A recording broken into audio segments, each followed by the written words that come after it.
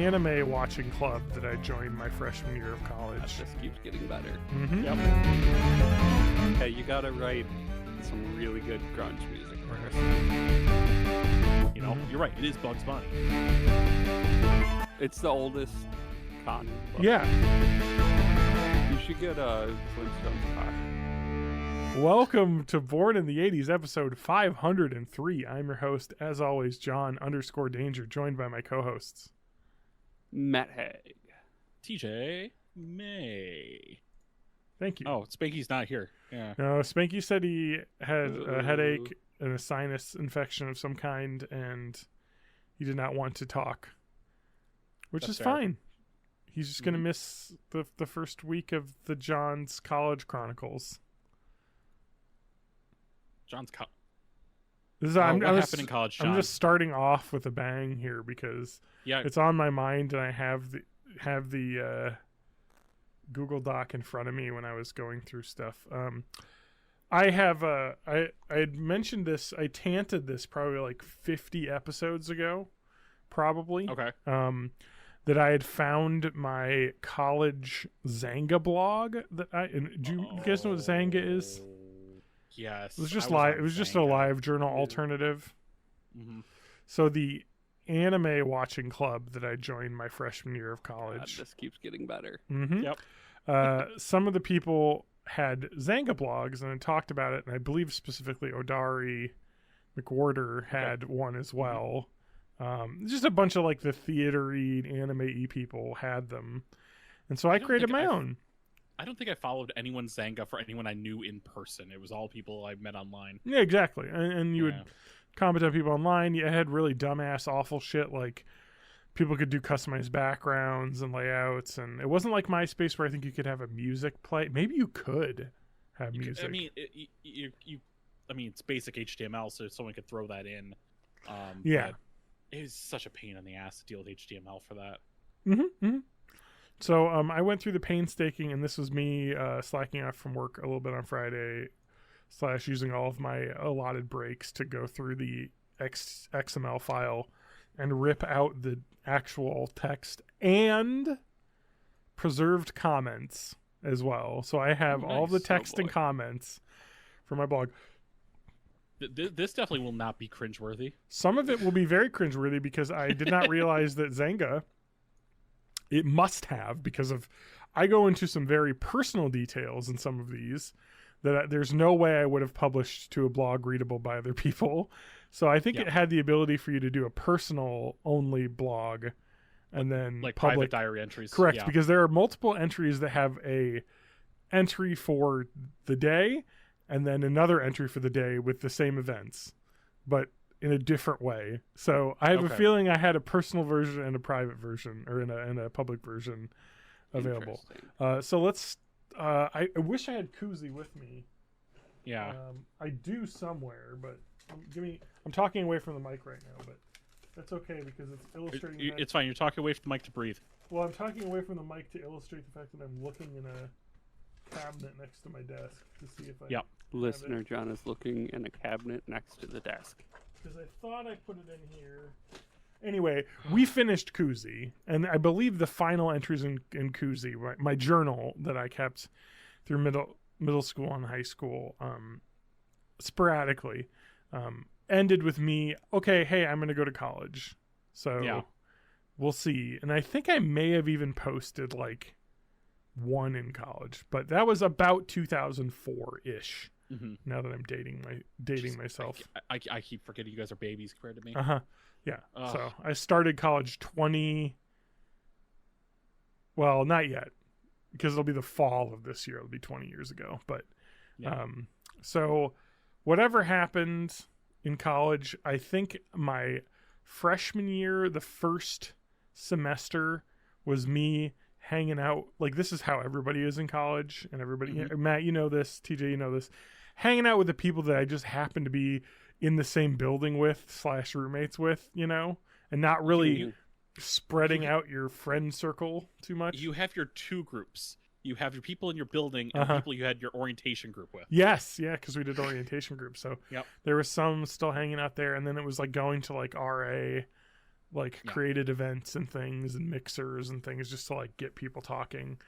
You came to our for Xbox thing that we did up in Marshall Hall. You better believe I have an article written about that. So nice. Because I created a Facebook group for that, and I think it still technically exists. Yeah. So there's lots of stuff in there about that, but like it was really, I think it was the end of that semester. I started hanging out with the anime club.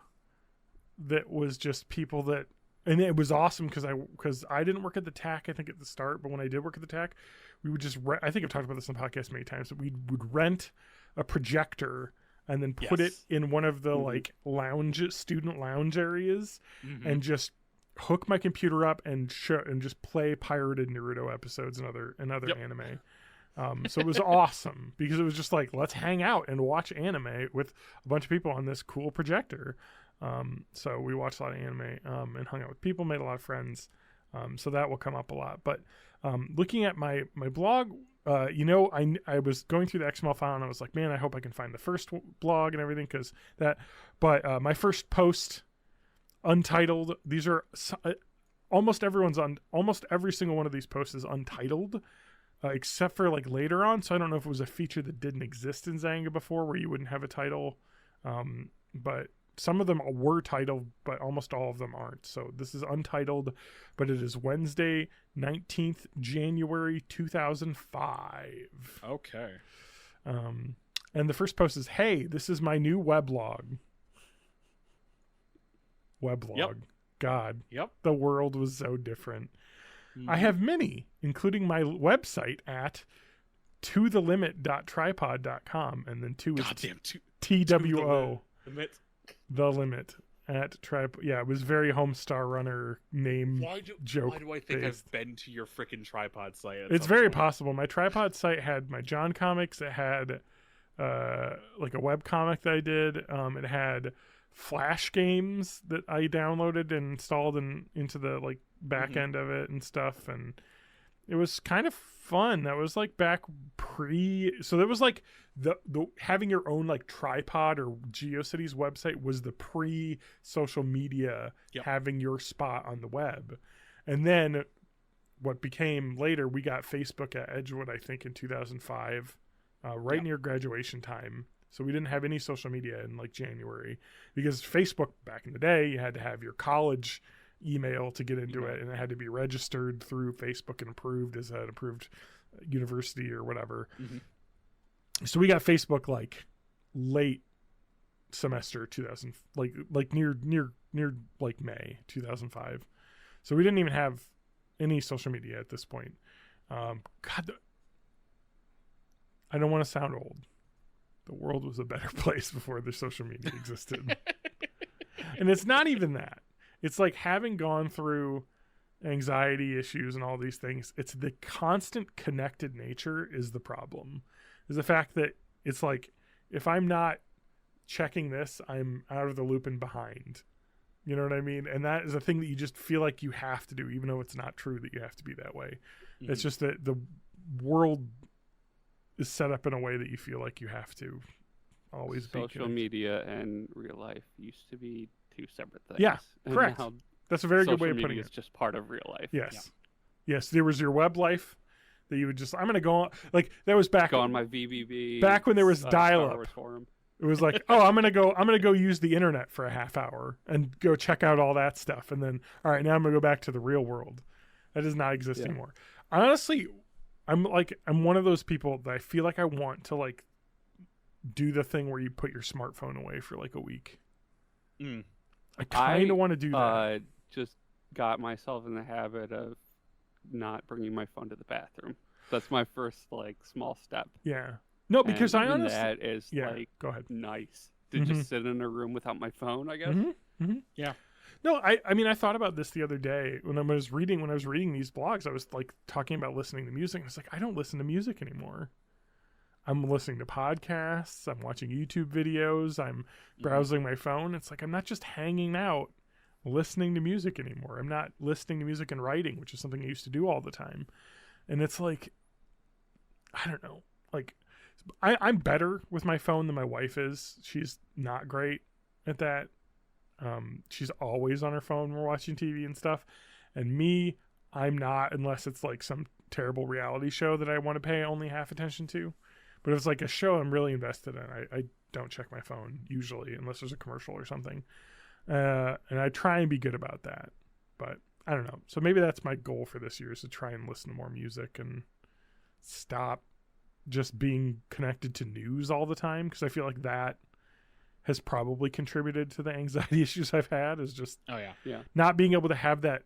Because when you think about it, one of the things you do combat anxiety, besides, you know, getting actual treatment, like if you have problems, go get treatment. It's like no stigma. Yes. But one of the types of treatment you'd be given is to do meditation, which is mind clearing, which is mindfulness and sitting and clearing the thoughts from your head and you know, stopping that and being mindful of thinking and your body. And that's something that you just naturally used to do before you had a smartphone, because you would just be sitting somewhere. You didn't have a phone to look at, and you'd just be hanging out, waiting in line, or sitting down, listening to some music or something. And so I want to try and spend more time doing that this year, which is good. So boredom is important. Exactly. Your brain needs time to fucking have nothing to do. So yeah, I bought a new record player stand, and I'm going to move the record player into the main living room. And it's not just a record player. I got really nice bookshelf speakers. And nice. Yeah.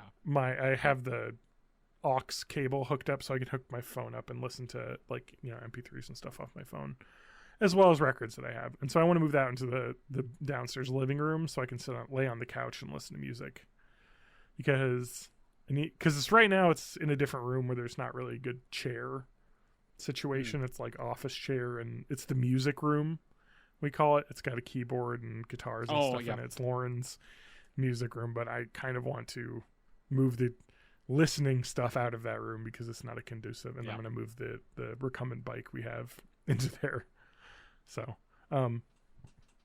that's coming. But so that was one thing when I was looking through my blogs I noticed, is a lot of me talking about music I'm listening to while hanging out.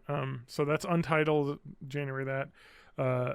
My website, tothelimit.tripod.com, and then I write, that's all, folks. That's the end of the blog. So typical first blog post. Yes. This is my blog. All right. So I didn't want to do too much of this without Spanky here, but I do want to tease. So we're gonna do one literal one post. Okay. So this is also from Wednesday, January 2005. I'm going to assume this was a private one. I didn't mark this one as private because it's kind of hard, but I'm just assuming because I'm like talking about people. I don't really know. It's hard. Some of them are obviously private, but I don't know about this one. Anyway, it's just like when I post twice in one day, I'm assuming one's like the private, one's the public post. But anyway, so today is the second day of classes at college. Of course, second day of the second semester. Yeah. I feel awesome because I ordered my books online, saving me about $60. Oh yeah, Amazon, baby. Yeah. The fucking what Amazon existed like in 2005 was literally buy textbooks instead of fucking paying. You remember this, Matt Edgewood? Huh? You remember buying textbooks at Edgewood? Oh yeah. They were and so then expensive selling at them the back bookstore. for a drastically reduced price. Yeah. So what I did was I used Amazon to order them, and they were vastly cheaper. I said, saving me about $60, which is a lot when you're in college. There's a lot reading these of not having money that is a thing that I don't think about anymore. Like, but I mean, this is like literally like penny pinching. That is like a thing that is like, man, when you're in college, you just had no money. I went to work this morning and washed the fucking Petri dishes. I was bored, so I turned on the radio. Just an aside. In college, my first job was the biology laboratory assistant, and I would like clean out and autoclave Petri dishes and do all sorts of lab cleanup tasks which was kind of fun, but also not great. All right, I was bored, so I turned on the radio and fucking "Lose My Breath" by Beyonce was on. If I hear that song ever again, I will grab a pencil and jab it in the temple of the radio. Jab it in the temple of the radio playing that song. So I guess that I personified the radio as a person, I guess. Arg! Anywho, I talked to my chem professor who said I had a lot of potential to get an A in the class. Apparently he thought I did rather well on my final. After work and chem class, I ate lunch. I talked music with Jake. Jake is Jacob Jansen. He's an awesome dude. He was like my theater guru my freshman year, good friends. He now, I believe, is the managing director or artistic director at a theater in Door County. So he's a real cool guy. Note, Jake is a music guru / theater major. He also is the person who got me into like good music. He was my music Sherpa. He was like, you should listen to Smashing Pumpkins and things and stop listening to the garbage that you listen to, like Green Day. But you should listen to garbage. Yeah, garbage specifically, yes. So I don't know, he got me into like way into like art music and indie music scenes, which is something I cherish to this day. So really happy I met him. I wrote he's good people. I went to my room and sat there till biology. I love that I wrote that. Went to my room and sat there till biology. I went to class and nothing eventful happens today besides the fact that my roommate has his moped in our room. He wasn't around, so I said fuck it and went to sleep till I wrote this. Peace out, y'all. So I specifically remember, I was the roommates with the basketball people. Like there were people that owned the basketball team, and they all like got mopeds, like used mopeds, and they were like the moped gang I wanted to be. So I thought that was funny, but yeah, one of them brought it into the room for some reason, which I don't think you're probably supposed to do. But I mean, it was quite the crowd of people over in Stevie Hall. I completely get that. Stevie Hall, by the way, crazy, because people are like Edgewood Catholic College. It's like, yeah, it's a Catholic college that has co-ed dorms. Like, it's not Catholic. Yeah, but those were pretty new when they were brand new. Yes, like when we were there, like only a couple years old. But still, I mean, it was like I was in the oldest building on campus, like for 2 years though. Yeah, so there was, but I mean, like even so, like the apartment style housing, was co-ed buildings. Mm-hmm. It was really only like the freshmen that were segregated in the day, and then when they built new ones, they were co-ed as well. I mean, they're very progressive. Yeah. Like they're Dominican. They did still have one girls only dorm. Yes. So if you, I'm sure they probably still do. I'm sure they still do, because I'm sure there are parents that are like, we don't want co-ed dorms, and then so they still have one male dorm and they have one female dorm. I got to pick, I think it was just the one female dorm. I don't think they had one male only. I thought Marshall. Oh, you're right. Marshall was split. Marshall was co-ed, but it was split. Like, so it wasn't like Stevie. So like, just to explain.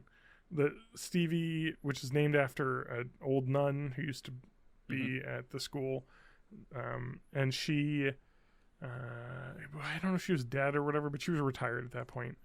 So they named it after some her. Kind of monster too. Sure, yeah, exactly. But she, so the dorm was set up where it wasn't even like a lot of co-ed dorms will be like one floor's guys, one floor's girls. This was literally 2 rooms. Were connected by a bathroom. That was 2 guys' rooms, and then the next one over would be 2 girls' rooms connected by a bathroom. So it was like guys and girls like across the hall from each other. It was really a great. And it was 3 people in each. Yes, room. so it was 6 to a bathroom. So it was actually nice, like compared to a lot of people's college dorm experiences. It wasn't like everybody shares one bathroom. It was you get to share a bathroom with 5 other disgusting dudes. Yep. Instead of whenever I stayed over with a friend at the UW and I had to use like their shit, they had one shower room for the whole floor or whatever. I'm so glad I didn't have that. I know. It was a really nice thing about Edgewood was that it was a private school, so I guess I don't know, but so yeah, but it was really awesome as a kid, like because it was just nice to be able to like interact with guys and girls basically and like live together in a way that like was, I think, important for someone who's young. Yeah. Because, it's not like you were sharing bathrooms or anything, because it was the girls' bathrooms were off in their own rooms private, but it was just being able to like hang out in the like dorm areas with guys and girls and meet people was really cool. I mean, both you and I came from pretty rural areas, so this is also, our move to the big city. True. I graduated in a class of like 60, so yeah, this was like my first big city. Not quite that small, but similar. Like, class of 75 for me, but I was one of the bigger classes in my school. Yeah, we were one of the smaller. I would say classes were typically in like the mid 70s. Yeah, so my grade was really light. So I'm loving this nostalgia fest, but I think we should get to beverage checks because I have a beverage burning in my pocket, and by pocket I mean on my desk. But I need to go with it because I actually just have milk for a reason. I'm gonna let you go first. John, you weren't kidding about it burning. Yeah, it's spiced. It's that Coca-Cola with a burning sensation, but we'll get to that after TJ does his. And maybe Matt, or did Matt not hold off? I thought Matt. Oh, well, mine's not a drink. I have a Diet Pepsi. Yeah. Isn't that exciting? No, we're talking about the food item. Some Gatorade. I know yours is not a drink because I have the same thing. Okay. I picked up. Yes. Did you try them? So I was thinking I should have probably got a glass of milk. I am doing this fresh. I have not tried them. Other people in the house have. I have tried them, and I will talk about them after you've tried them. Okay. So, I'm going to get a glass of milk before we do this. Yeah. Well, why don't you get a glass of milk? I'll do my Coca-Cola then. Well, let's do that. Preparing. All right, so Coca-Cola spiced. I talked about this before we started, but they talked about this as like a permanent edition now. This is not just a limited flavor. So I wonder if it's really similar to the first. Remember, because I said there was one that tasted like spiced Coke. Oh yeah, that's right. I think this it was raspberry. I think this is like the. Was it space? Called? Was it the space one? Was it space flavored? I think the space flavored one was. Coca-Cola. Well, anyway, while you look it up, I'm gonna drink it. So we'll get the audio sensation here. Let's see. What was it? 2022, I think, when it came out. Oh, this does not smell like any Coca-Cola I've had before. It is called Raspberry Spiced Coke and Other Natural Flavors. Starlight. Coca-Cola Starlight was the one. This doesn't taste like that. It's completely new. Okay. It's good. Holy Is there a zero sugar variety? Yes. Okay. Because I don't think I'll do full sugar if I can avoid it. That tastes really weird. I can't place it. It tastes like a fruity candy and a little Coca-Cola. I've got it. I have 100% exactly what this tastes like. You know the gummy Coca-Colas? Okay. This tastes exactly like that. Okay. It tastes like the gummy Coca-Cola. No. Sorry if I missed this. Is it good? It's good. Yes. It tastes. So have you ever had the gummy Coca-Colas?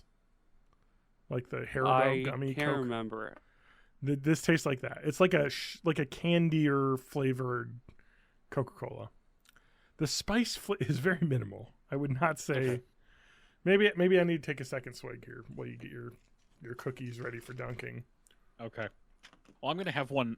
I brought two to the table. I'm gonna have one undunked, and then I'm gonna dunk. I didn't dunk mine. I ate them straight. Yeah. Because of. Can you explain this now? Okay, so these Oreo Space Dunk cookies, yes, are the cream filling is like blue. They have like a blue and red layer both in there. Somewhere in this is supposed red versus to be blue. Somewhere in here is supposed to be like Pop Rocks flavor. It is throughout the whole cream. Stuff. And then on one side there's one of 5 different space themed pictures. I didn't even look at that when I had them. And the cream itself is supposed to be, according to the bag, marshmallow. Instead of like regular cream? It definitely tastes different than the regular cream. Okay. So I'm going to have one plain, and then I'm going to have one dunked. Yeah. Mine are very pink and blue. Yeah. I mean, pinkish red. Like a... It's pink and teal. So it's... Oh, Matt's already just... Go in. Them out. I'm going to go half bite and then finish.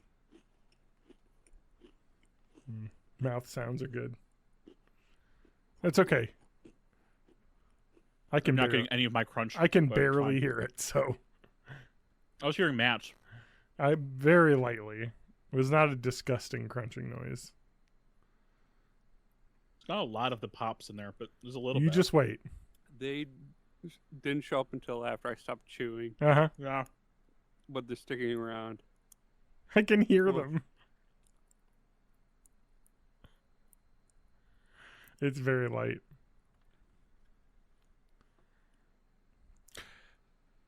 What are your thoughts on the flavor of the cream? I don't. Just sweet. I was nervous when you said Just sweet. marshmallow because I didn't see that, and I generally don't like. This is Marshmallow exactly Lauren's And now what- reaction when she doesn't like marshmallow flavor like things. It is not very. It tastes pretty similar to the regular cream. And now my mouth is sparkling. Yes. It tastes a lot closer to like a Lucky Charms Yes. marshmallow That's than what one of my kids was saying. chip. Was, I would agree it with tastes like that. Lucky Charms. I'm gonna So- go in for the dunk now. See, I didn't dunk them because they got Pop Rocks. I don't care. I was worried about blowing up my milk glass. No, see, John, Pop Rocks run on the heat of your mouth. Mm. It's like pressurized carbon dioxide encapsulated in little sugar bits, so your mouth melts that, and then they pop. Well, I was gonna do this. I guess I didn't know how. Yeah, you gotta drink soda after that. The popping is after dunking. Popping's still there, but it's less aggressive. It's less abrasive in the mouth. I loved the popping. It's just like one of those like childhood nostalgia things that you're just like, that's fun. So, I kind of enjoy. Matt's trying to get the soda doesn't do anything. No, not really. That was always the I think urban legend that Mikey was a fucking liar died because he drank Coke and Pop Rocks. when he really died of heroin. No, if you really want to explode your mouth, what you need to do is put some Mentos in and drink some Diet Coke. Because that is for real will happen. I thought you were gonna say get a shotgun and up the string. Another way you do it Cobain style. You gotta write some really good grunge music first. And then everyone will blame your girlfriend forever for some reason. Because people are sexist and awful. Yeah. Anyway. It's the Ono music effect. Genres tend to be pretty sexist. Yeah, the Ono effect. Oh man, yeah, that I think that Lindsay Ellis video is that on YouTube or is it just still only a Nebula? What is that? I don't know. So Lindsay Ellis did a video about the Beatles breaking up, basically kind of debunking the myth that Yoko Ono caused the band to break up. No, I mean it was always creative differences. Correct. I mean it's the whole thing. She brought it up because she specifically had she says at the start of the video, so these are Nebula, which is like YouTube, but not as much better for creators. But I mean, less people are able to connect to it because you have to pay for it. But regardless of all that, she was like she had a tote bag from like the Vegas Beatles like. I forget what it's called. It's the Cirque du Soleil Beatles show that they do or whatever in Vegas. Oh yeah. And some guy commented, "Oh, Yoko Ono, she broke up the Beatles." And it's like, yeah, that's like such a huge misconception, which is really true because I watched her video and it kind of goes through the death of John Lennon and all the stuff the problems that they had. But what was even more interesting was the Peter. I had not watched it. I still haven't finished it because it's like very complete and long. But the Get Back, the documentary that who's the Lord of the Rings guy? Peter Jackson. Peter Jackson put together. Andrew Jackson. Yes, Andrew Jackson came back to life. Peter Jackson. Old Hickory himself came up with the. Oh, is that the one? Well, we should kill him again. Came up with the Beatles. So they had filmed their recording sessions for the album, which became Get Back. But so there's a lot of evidence, but it was interesting because Lindsay Ellis's what is it? It's not weblog. God, I have weblog stuck in my head. What is it called when a YouTuber talks to a camera about a subject? Vlog. Not a Or vlog. a video essay. Video essay. Thank you. Video essay. So her video essay on this touched a lot about that documentary and about how like you can see. I mean, and she's not wrong because you go through that and Ringo left. They had to bring him back. In Get Back, very famously. Fuck, man, I'm dead today. John, Paul, George. I kept wanting to say Pete. Michael Harrison in my head. I don't know who the fuck that is. Don't forget Pete Best. Anyway, so George Harrison famously left in the middle of the Get Back sessions because and you watch them and you see he's like visibly frustrated that they're not letting him play his songs, and that was kind of he had, and you hear My Sweet Lord and a couple of the other songs that made his debut solo album, he's tinkering around and they're just not going to put him on the album, and you can see, I mean, it was very clearly they were just drifting apart after all these years, and she pins it more. Go ahead. I don't know how you can think that Yoko broke up the band if you've ever spent any time with more than two musicians in a room. And two, even if you take everything at face value and Yoko somehow influenced John Lennon into fucking up shit and blah blah blah blah, that's still John Lennon's fault. Oh yeah. If that was how they broke up, that's the band members' fault. Yeah, I mean, she gets into it a lot. It's a really good video essay. I mean, she gets into it a lot about John Lennon and how he kind of tried to get better with the legacy and talking about how Yoko should have writing credits on a lot of his albums, and because people think of her as just some chick that hung out with him, but he was like, no, she was helped me write and things. She was creatively got some good stuff, too. Correct, exactly. A lot of really weird stuff that's hard to listen to. Yes.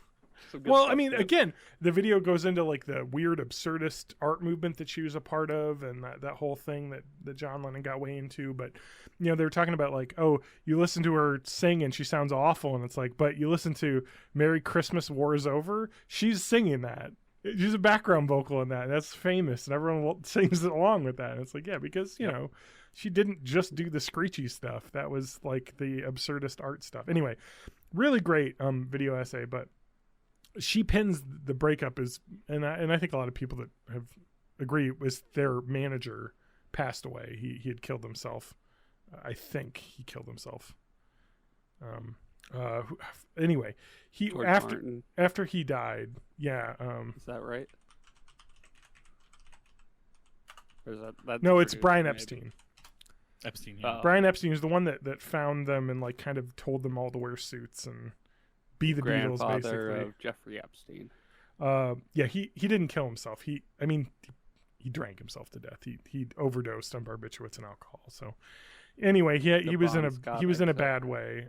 And the thing was, he died, and basically there was just kind of, it was him getting all these fighting music kids together to put something together, and then once he was gone, it was kind of Paul talks about this a lot.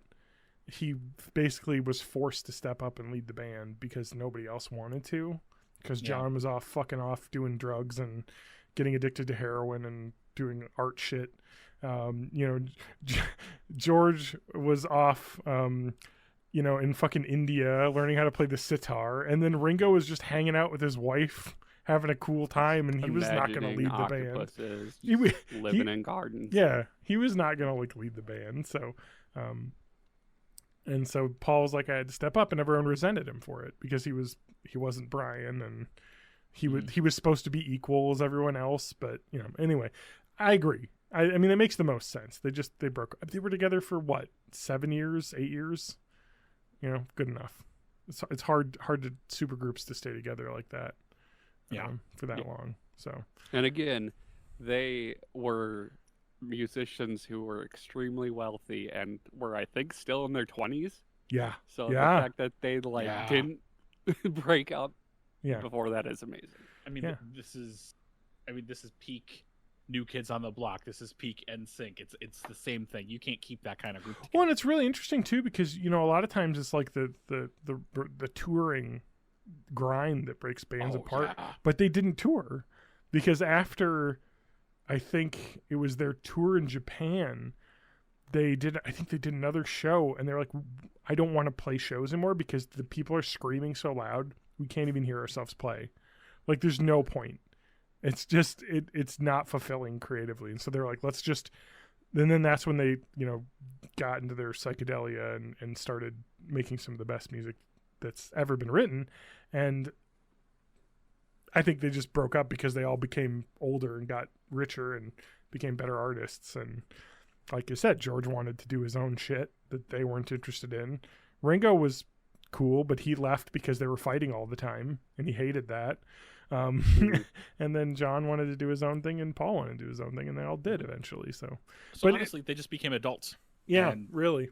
But it's just naturally interesting drifted because I think that just she kind of goes into the fact that Yoko somehow gets scapegoated for it when it's very unfair because you look at it historically, women get blamed for powerful men, doing stupid shit. Like John Lennon, it's his fault too, not Yoko's fault. Even if she was influential. You talk about this makes me think I need to get Nebula. Yeah. I know that they actually have a thing where you can pay one large amount and you have it forever. Yeah. I think that deal's still going on. Maybe. They have an annual deal. When I signed up, which was pretty recently. I didn't go for it, but yeah, it was still offered. I need to resub because my subscription ended. I did an annual with the Curiosity Stream deal that they had. Yeah. And they split from Curiosity Stream this spring or this like over the end of the year, so coming into this year. I watched a large interview. Well, it was kind of like they were interviewing each other. It was the head of Nebula and the head of Dropout talking to each other. So Sam Reich and I forget the guy who runs Nebula, but it's the Wendover Productions guy. Yeah. Jimmy Wendover. Yeah. Wendy. Good old Wendy Wendover. She's the real ringleader behind it all. She's the one that broke them up. Anyway, so so I need to resub to that, but I think it's only like $30 a year or something. It's like ludicrously cheap. It's like $29.99 a year, or $5 like a month for life. At what? least last I checked. What was it's it? $300 for life. I don't think it'll live that long. So that's 10 years. It'll get bought. 10 years. It'll either die. You're right. That's how they. That's a better way of putting it. It'll get bought and then they'll just nullify the lifetime subscription because they'll rename the service to something else. Anyway, but I did buy the curse of success on the internet. I did buy a lifetime Plex though, so I guess I got suckered into one of those deals. Is that worth it? Because I've been thinking about setting up a Plex server. You don't need money. You don't need it. You don't need to pay to have a Plex server. You don't need to pay if I'm doing my own server. Okay, correct. Gotcha. Well, so what you do have to pay for are the apps to connect to your server. Okay. Unless you pay for the subscription, the lifetime subscription or the monthly subscription, the Plex Pass. So if you have it free. What do you mean the app? So a good way of pointing this out is, so I have an Android phone, got a Roku, I got my iPad, I got 3 devices.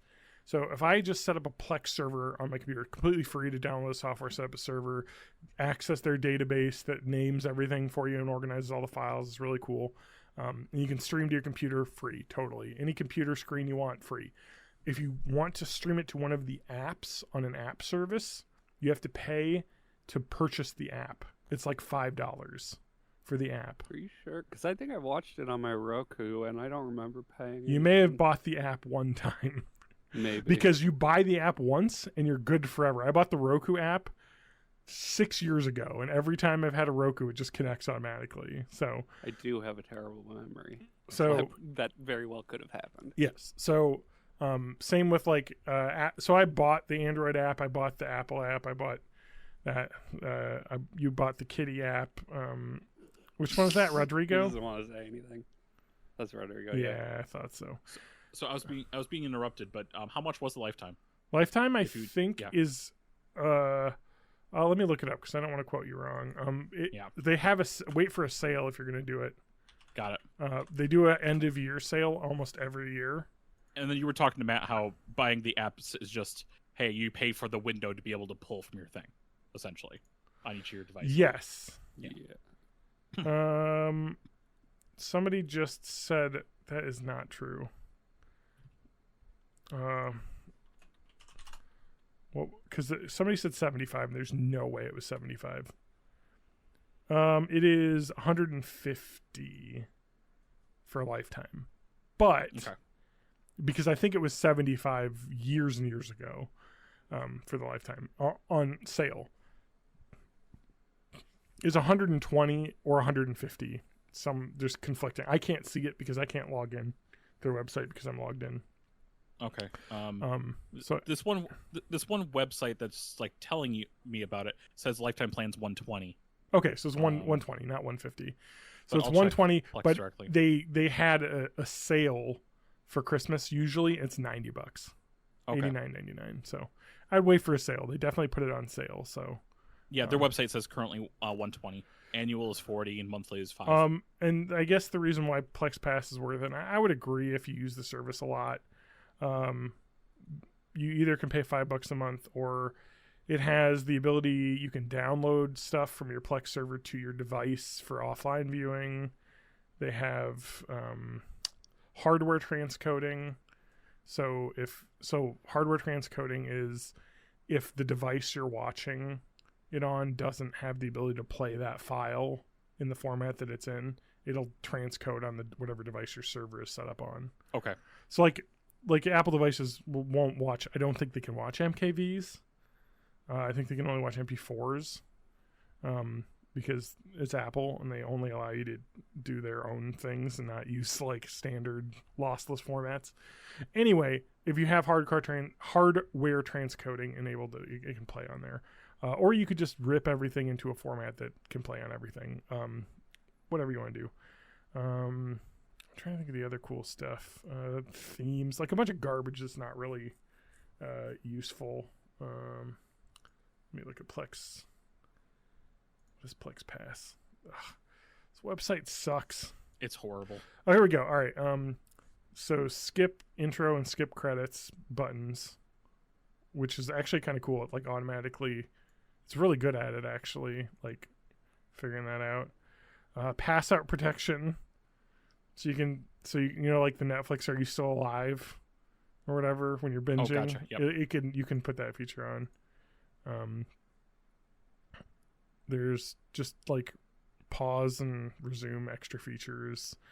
The other thing is it can do broadcast TV if you have Plex Pass. I believe you can put in a location and it'll put whatever your like local places have for like streamed news and sports. Or if you can hook up an antenna, it can connect to that. Ad skip for DVR if you're DVRing from TV. Anyway, it's just like their thing that is every feature that they ever come up with developing it. You have to have Plex Pass to have. But the base functionality, I would suggest definitely set it up with the base functionality. And you can even pop out $5 for an app to watch on your TV, and that'll cover anything you need, basically.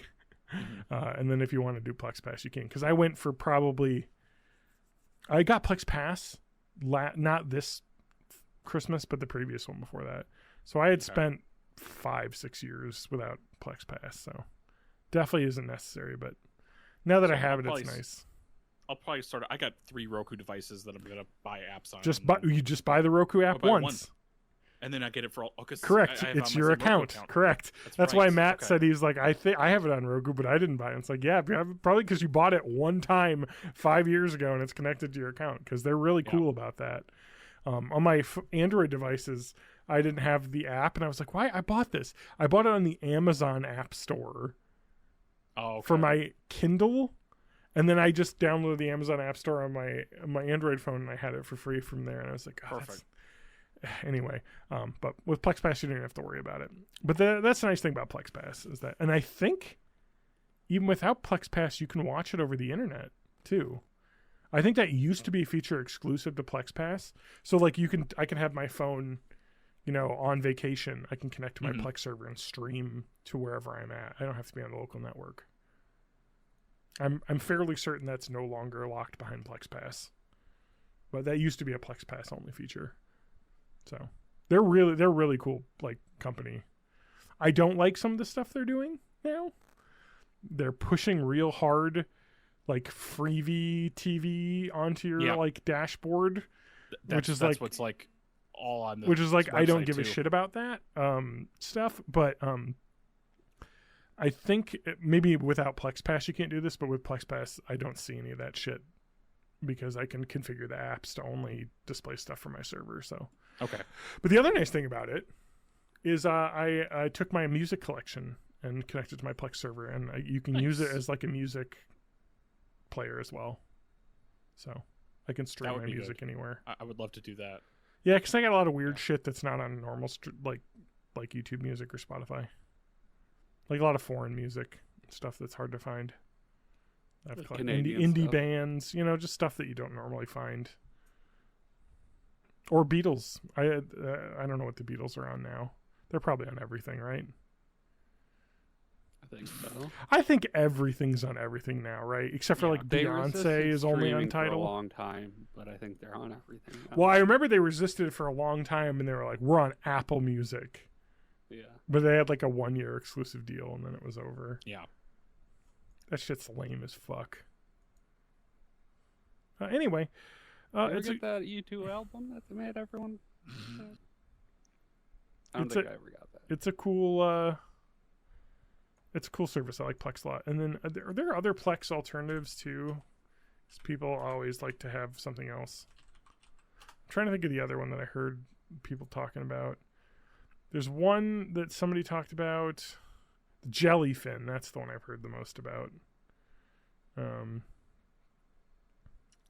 It's like Plex, but it's free, 100% free and open source. Okay. So maybe it'd be worth looking into Jellyfin. I'm trying to think of the one that was. There's one that was somebody was talking about how it's the best, and it was only works on Apple devices. And I'm like, what? No. I want it to connect to everything that I own. Yeah. If you're only streaming to your Apple TV, that's fine. But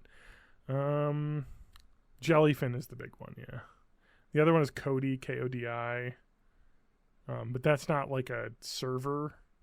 That's much more do you remember how you used to watch streaming shit from your computer on TV?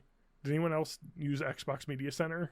Yes, I did. Yeah. Yes, I had my Xbox 360 connected to my computer, Xbox Media Center, and you would show you the file lists that you had in the folder that was connected, and you could just play the AVI files on your TV.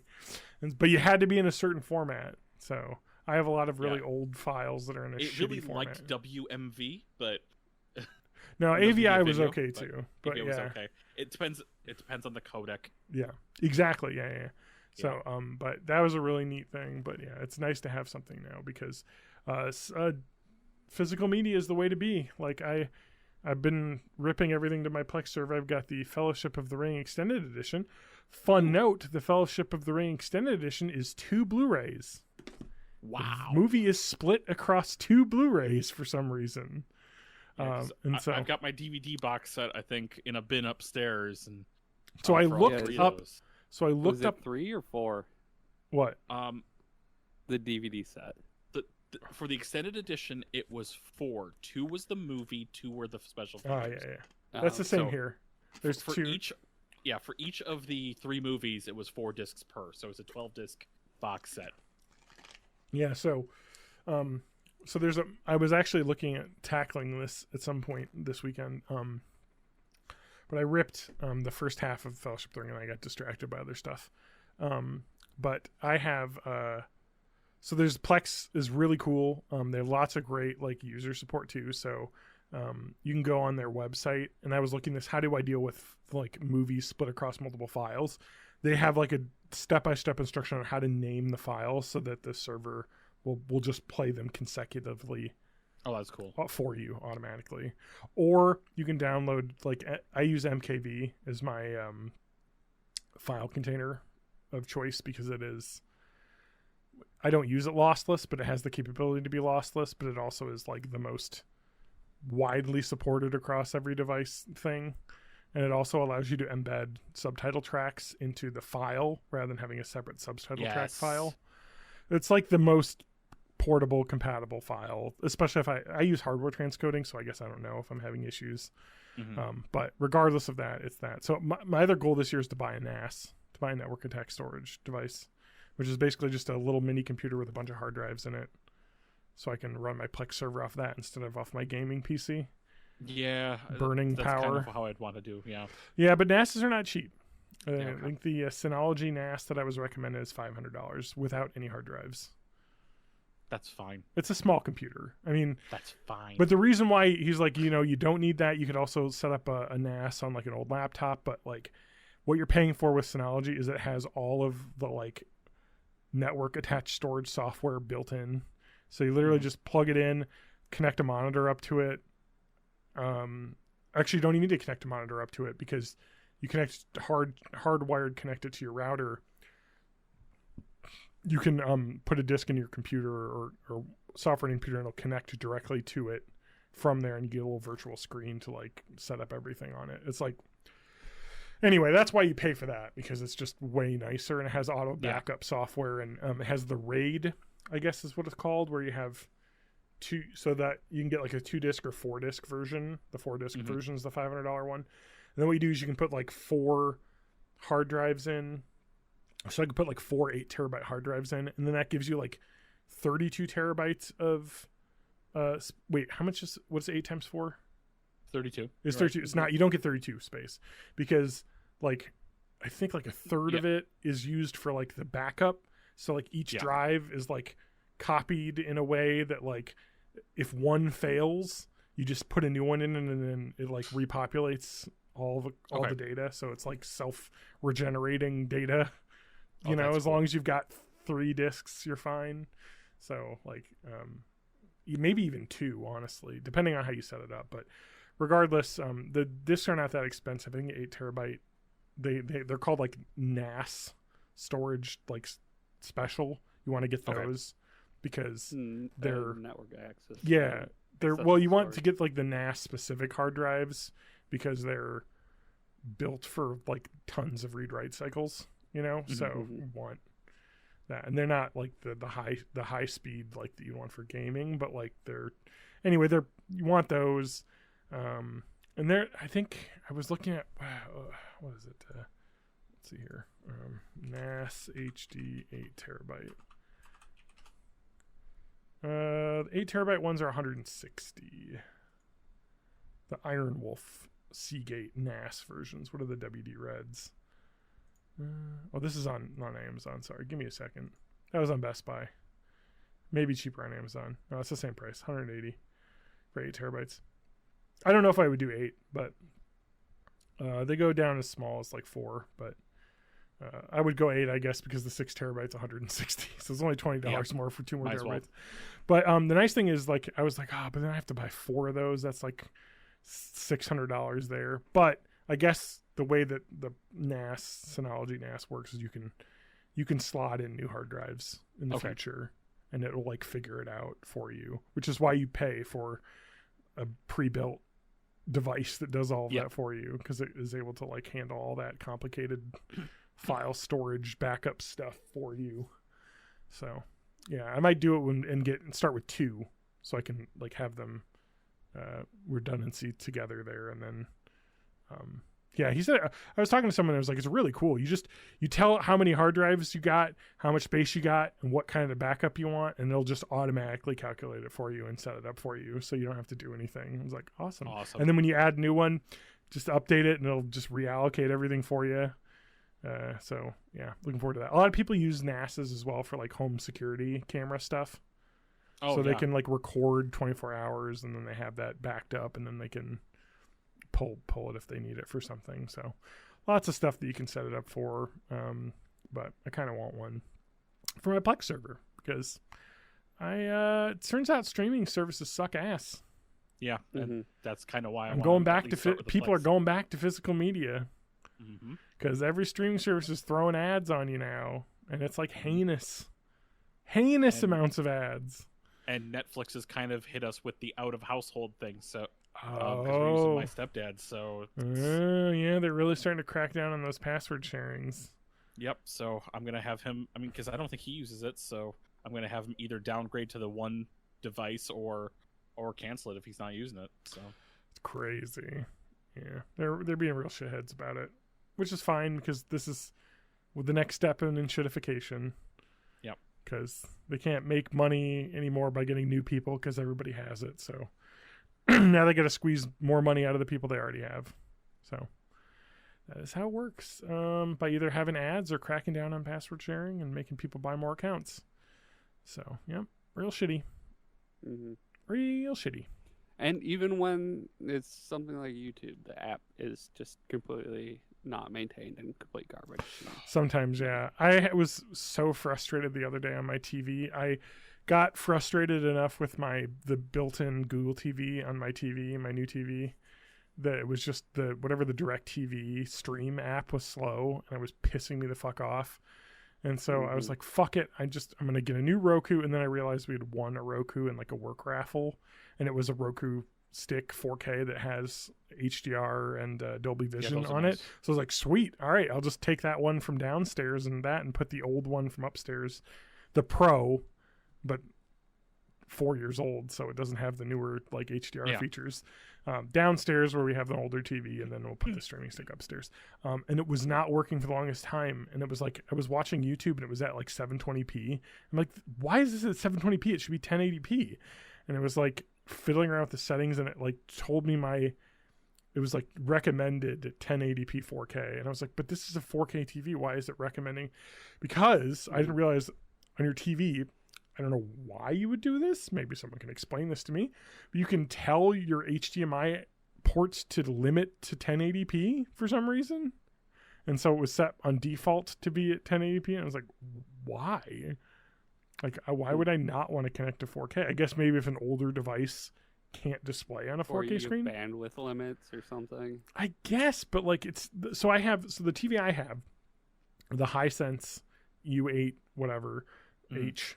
It has 4 HDMI ports. The top two are 4K 60 capable, but not automatically set to that, which is what I learned. So you got to go in the settings and switch it from 1080p 60 to 4K 60.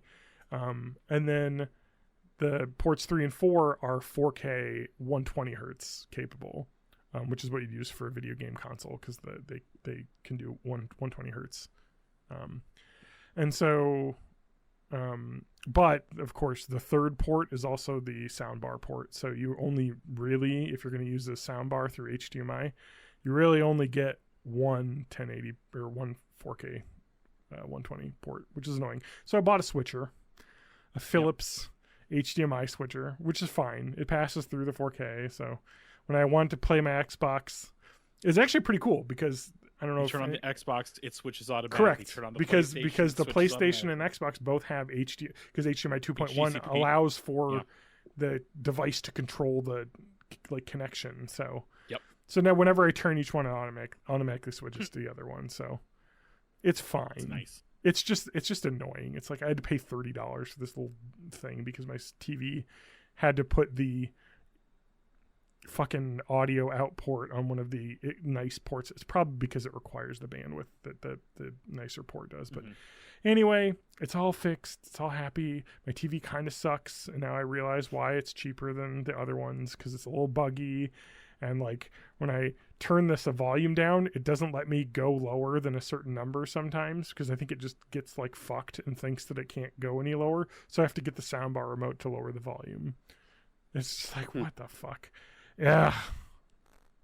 It's weird to have a minimum volume that's not. It's hilarious because you go up and it lets you go up, but you go down, it's like 13.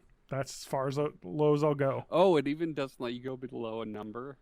Weird. On the I think it's just the connection to this. My soundbar is old. It probably would work better with a newer soundbar, but it's just like dumb. It's just like but it's better than the optical, because when I had it hooked up to the optical, the only way to control the volume was with the soundbar dedicated remote. So at least I can have some ability to not have to have 3 remote controls. Yeah. Because the Roku remote will control the TV and the soundbar.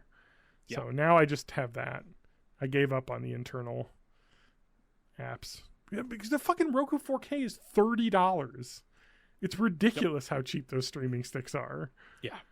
And then people are like, well, I've got my Apple TV. And it's like, those are $150 for what reason?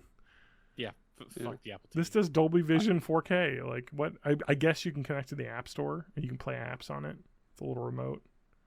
I haven't looked into it yet, whether I would need like an Arduino or if I would need something more powerful like a Raspberry Pi, but I really would just roll my own streaming sticks just so I could just get web interfaces for everything. It's like, so not have to rely on them to maintain the apps.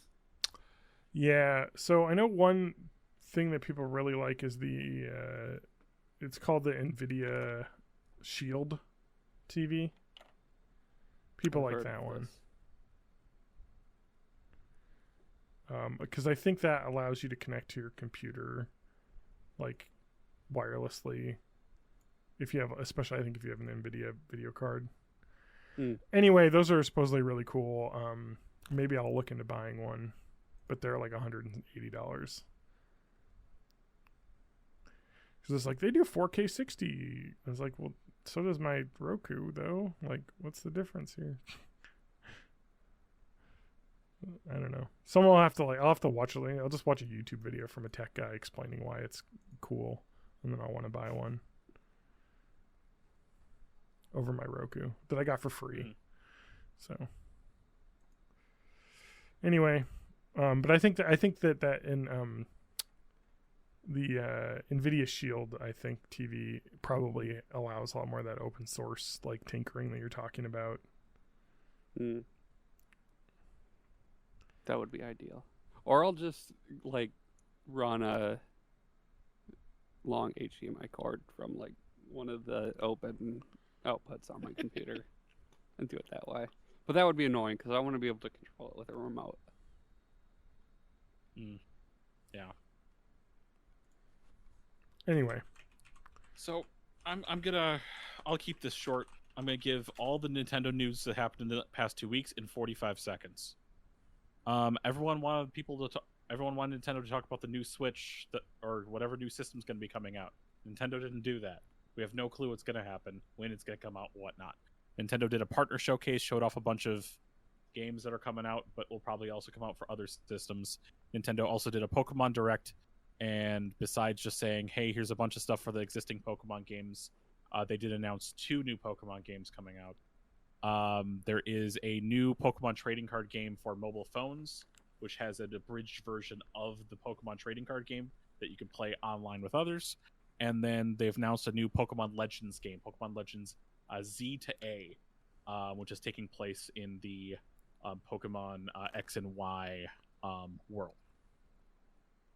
That's it. That's all Nintendo news. Well, so they announced that new Pokemon game, right? What's it called? Yep. Pokemon Legends Z to A. Z to A, that was it. Mm-hmm. So that Pokemon Legends Z to A is very clearly going to be a Switch 2 game, from what it sounds like. Because they're like, we're putting it out next year, and it sounds that's all I said. And it sounds like the Switch 2 is coming out next year, from all the rumors I've heard. So it sounds like that's why it's next year. Because I think somebody said they've never not had a Pokemon release annually for like the past like 6 or 7 years. So yeah, this is the first time there's not a new Pokemon game this year. Oh yeah, that's because Scarlet Violet came out last fall. I didn't get them. I will eventually, but yeah, whatever. Switch 2. So Switch 2. What do I don't know what. It needs backwards compatibility. Yep. It needs backwards compatibility. If it doesn't compatibility. have backwards compatibility, And I'm not buying it. It needs to keep the Switch idea of being portable. Yeah. I'm sure they'll have that. They obviously won with that. Like, people love that. Yeah. So they'll definitely be part of it, but I'm going to assume if it has backwards compatibility with the cartridges and games you purchased, I'll buy it right away. If it doesn't, Yeah. I might never buy it. I've got my Switch. If I'm going to buy shit, I'm going to buy it on my Steam Deck, which has backwards compatibility forever because it's a Linux device. It's just like at some point it's like you got to be able to stop with that shit, Nintendo. And then do you see they sued Yuzu? Yes. Cease and desist Steam. So Yuzu is the Steam is emulator. The emulator for the Switch. The Switch emulator, sorry, not the Switch emulator. I just say Steam because the Steam got in trouble because on their Steam Deck launch trailer they had a Yuzu like app image in the background. So I was like, probably should get rid of that because that is a thing. By the way, if you want to do, you can download Switch games and play them on your Steam Deck pretty easily. So people were talking about that, and it was like it's kind of shitty, but it's also not, because Yuzu kind of sucks in a way that they charge people for their emulator, and it's like, yeah, are they okay. actually charging? If they're charging, then yeah. There's a free version, but they charge for like features, so like they're making money off of it. So it's like, because I know they have like a Patreon and some sort of whatever, but yeah, but that gives you like special features. Okay. Yeah. Yeah, this isn't going to be like the Bleem case that Sony lost. So historically, a Bleem was a Sony PlayStation 1 emulator. Yeah. And Sony sued them, like saying, "Hey, you can't do this. You can't make something for our systems." And they're like, the courts are like, "No, they built this on their own."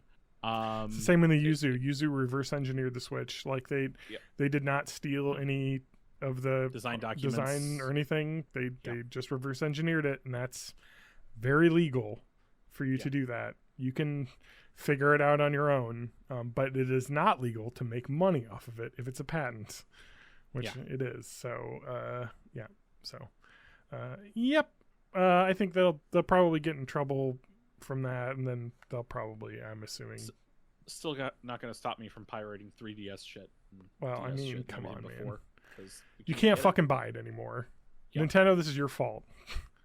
That shit, fucking, man, you talk to people online, they suck. But like people that are like very staunch, like anti-piracy with like no fucking exceptions. It's like, no, I'm not telling someone that they have to go fucking buy a $300 copy of fucking Earthbound, you know what I mean? Or something to play it. Like just buy a repro cart for $10. That's not piracy. Nintendo does not sell SNES Earthbound cartridges anymore, so no one's losing money on this. And I'm of the opinion morally that if you own something on another platform, you can download it for free on other platforms. Like if I own a physical copy of this game and I don't have the Switch or don't have like the Steam version or whatever, it's fine that I should be able to download it. Like if I own Breath of the Wild, why can't I play it on my computer? I bought it. They're not losing money. There's no PC version I can buy. Like I have the Prince of Persia trilogy on PS3, so who cares if I download the GameCube version and play it on my Wii? Yeah. I can't get it. Did you see the fucking Wii U ultimate fucking retro device? I guess I saw a video on someone, I forget who it was. It was like the Retro Game Channel. But I guess the Wii U has like homebrew like cracked wide open at this point, to the point where it's like can emulate GameCube, Wii, like everything. Oh yeah, I know that. I mean, yeah, it's been able to do that for quite a bit now. Yeah, but it's like even better than the Wii can. Oh, nice. I mean, it's more powerful. Wii was more powerful, yeah. So it's just so much better at all this other stuff, and I think they had other game emulators as well. I mean, anything the Virtual Console could do, it can do. Like. Anyway, so that's really cool. Game Boy Advance, yeah. That's really awesome for the people that have that. And now I'm like kind of want to hook my Wii U up to the TV downstairs, and you just go to the web browser, you just go to a website, whatever it's really called, and you put an SD card in, it just installs the front end. But it's like even easier than it used to be. Like I need to get a fresh Wii U to do that. My gamepad's fine, but my Wii U got that memory corruption NAND error. I don't know. I mean, I feel like Wii U's probably got to cost a lot now. Because they didn't make a lot of them. More. Let me see. I'm gonna look eBay. GameStop. We'll just see what GameStop's doing just to see what they're. Oh, that's not bad. $120. That's not bad. I would just get that. Be done. That way you get a warranty on it. Yeah. Oh, if you're a pro, it's $114. Whatever that means. You're paying them monthly to buy games from their store. Yeah, I stopped. I gave up. My pro. They got rid of the point system that was like useful. Fucking everybody did that. Best Buy got rid of their like rewards points. Best Buy doesn't even sell DVDs anymore or Blu-rays. Yep. It's crazy. Oh, it's crazy. I bought on my Amazon order. I got 2 Blu-ray trilogy sets. I got the Mummy movie trilogy. Okay. Because that first Mummy movie is fucking awesome, and I haven't seen the second one in a while. $8 for 3 Blu-rays. What's the Mummy trilogy? Can you name the 3 movies? Mummy 1, Mummy 2, and the Scorpion King. Yeah. Incorrect. Damn it. The Scorpion King is not part of the trilogy. That's a separate movie. Oh, okay, so that's a spin-off? It's the Mummy, lost tomb of Shanghai or whatever weird. And the second one was Mummy Returns, right? Yes. So it's Mummy Returns, and so the weird one they made like 15 years ago with Jet Li. Does it have Brendan Fraser? Yes. I think so. It's like just him though. That Rachel Weisz is not back. Weird. Yeah, they did another one. Existed. I'm gonna watch it. It'll be stupid, and I'll enjoy it. And then I bought another trilogy for fucking $11, and that was the Austin Powers trilogy, which I had forgotten I didn't own. I only have those on DVD, so I was like, oh yeah, $11. I'll have those on Blu-ray. So yeah, man, I'm getting back into collecting fucking physical media. I have a huge library already, so it's nice, but it's now good. But NVIDIA Shield, I guess, has much better 4K upscaling than the Roku does. Now I'm gonna have to test this out because my Google TV has a Plex app, and I noticed watching one of my older DVD rips on my Plex Roku app. I was like, this looks really bad, and I wonder if it was the AI upscaling to 4K isn't as good as it is on the Google TV that's built into my TV, because the NVIDIA Shield is a Google TV, which is a really great interface, and just you can connect to the App Store, and it has every app that exists, including Apple TV, which is on Google Play now. So speaking of media, since I no longer have Netflix, I've just had to resort to hearing about the reviews of the new Avatar: The Last Airbender live action, and I heard it was just Yep. For people who've seen the anime, but I haven't seen it. I've not watched it either. I don't plan on it. I don't got time for that shit. Like, unless it's like it's the thing. It's like, why remake something? Yeah, exactly. If the original still exists and is still good today, like, I understand remaking it if the original is really old and you're like, we could make it better, but like, unless you're gonna make it better, why make it? Yeah, like, part of the reason that the original, like, I enjoyed it as much as I did is because it is animated, and like, that's part of the whole like, you're dramatically changing the whole vibe of the thing by making it live action, and for some reason, like, everyone just assumes that equals better. I mean, Disney made bazillions of dollars doing it, so you can go either way with that, because you could talk about how Cowboy Bebop did, which was okay. It was another one where different experience. At best, people were just like, why? Yeah, but then you could talk about how well One Piece is doing. One Piece was amazing, the live action. It's because they went fucking balls to the wall, all out. They went nuts with it. Yeah, they went nuts with it, and which is the fucking. I mean, like, One Piece is a Bugs Bunny, like, Japanese Bugs Bunny cartoon, like, and they went all out on it. Oh, Matt died. Yeah, Matt just decided to take a break. Oh no, he's AFK, I'm assuming. Oh no, he's dead. No, yeah. Anyway, so Matt exploded. I still haven't seen the One Piece. I haven't watched any One Piece at all. I mean, I started reading it. it is kind of Journey to the West, just like Dragon Ball is Journey to the West. But yeah, it is Journey to the West. Even if it wasn't a manga, even if it wasn't an anime, One Piece is cartoon-y. You know, you're right. It is Bugs Bunny. I mean, the main character's power is super extending body parts. Yeah. So it's just it's Michael Jordan Space Jam. Yeah, yeah. So it's really fun. But it predates that by quite a bit. I bought the Shonen Jump app to read the Shonen Jump manga. It's $3 a month. They had like Does it give you the fresh stuff?